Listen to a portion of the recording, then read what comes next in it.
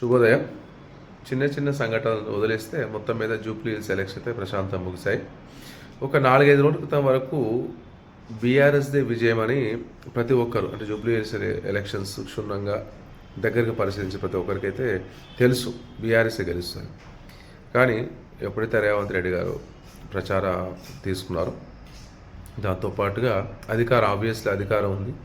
అధికారము బీఆర్ఎస్ వాళ్ళు ఓటు 1500 ఇస్తే వీళ్ళు 2500 ఇయటము, చీరలు, మందు, తర్వాత ప్రలోభాలు, మైనార్టీకి మాకు సంబంధించి అజరుద్దీన్కి మినిస్ట్రీ చేయటం కావచ్చు, అక్కడ కబరిస్తాన్ ఇస్తా అని చెప్పడం కావచ్చు, ఇల్లు కావచ్చు, రాజీవ్ గృహకల్ప కావచ్చు, పెన్షన్స్ కావచ్చు, కొత్తగా ప్రారంభించిన 500 కోట్ల అభివృద్ధి పథకాలు కావచ్చు, అన్ని రకాలుగా ఏం చేయాలో అన్నీ చేసి మొత్తం మీద అయితే కాంగ్రెస్ తన యొక్క రాజకీయ చతురతను చూపించుకుంది. రేవంత్ రెడ్డి గారు అటు సీఎం పదవి కొట్టడానికి టీడీపీ నుంచి కాంగ్రెస్ పీసీసీ అధ్యక్షుడు కావటం, తర్వాత సీఎం కావటం అన్ని చేసినప్పుడు ఈ యొక్క ఎమ్మెల్యే సీట్ కోసం ఎంత చేయాలో ఒక వ్యక్తిగా అన్నీ చేశాడు.